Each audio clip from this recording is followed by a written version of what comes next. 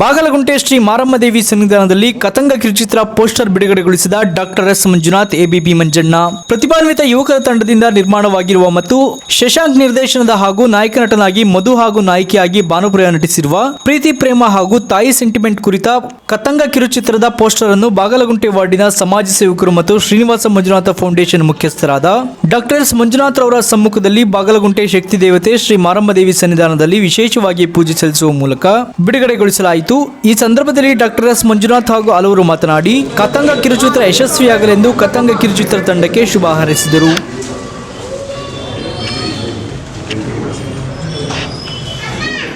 ಸ್ವಲ್ಪ ಹಿಂದೆ ಬಂದ್ಬಿಡ್ರ.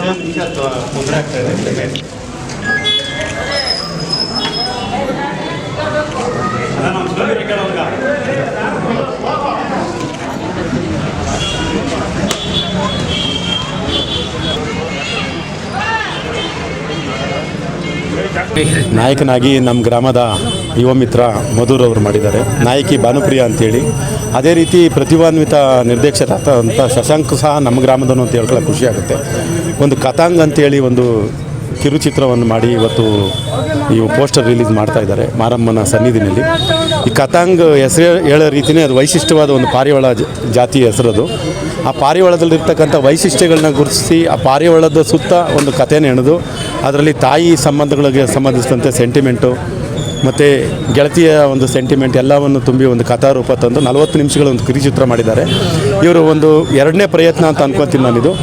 ಇವರು ಇನ್ನೂ ಹಲವಾರು ಪ್ರಯತ್ನಗಳನ್ನ ಮಾಡಲು ಪ್ರಯತ್ನದಲ್ಲಿ ಯಶಸ್ವಿ ಕಾಣ್ತಾ ಮುಂದೊಂದು ದಿನ ಬೆಳ್ಳಿತೆರೆಗೂ ಸಹ ಇವರು ಪಾದಾರ್ಪಣೆ ಮಾಡಿ ಕನ್ನಡ ಚಿತ್ರರಂಗದಲ್ಲಿ ಒಂದು ಒಳ್ಳೆಯ ಹೆಸರು ಮಾಡಲಿ ಅಂತೇಳಿ ಮಾರಮ್ಮನ ಸನ್ನಿಧಿಯಲ್ಲಿ ಅವ್ರಿಗೆ ಒಳ್ಳೆಯದಾಗಲಿ ಅಂತ ನಾನು ಕೇಳ್ಕೊಳ್ತಾ ಇದ್ದೀನಿ.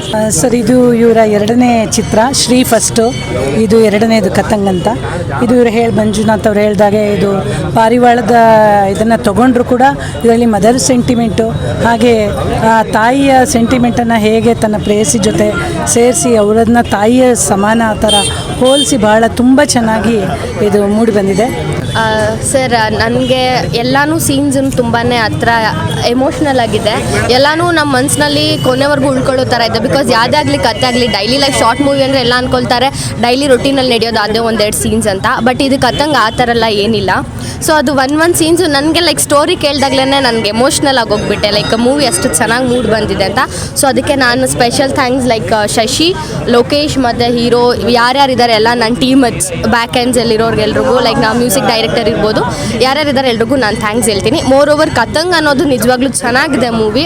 ಸೊ ಎಲ್ಲರಿಗೂ ಅದು ಲೈಫ್ ಲಾಂಗ್ ಮೆಮೊರಿ ಆಗಿರುತ್ತೆ ಅಂತ ನಾನು ಆಸೆ ಪಡ್ತೀನಿ.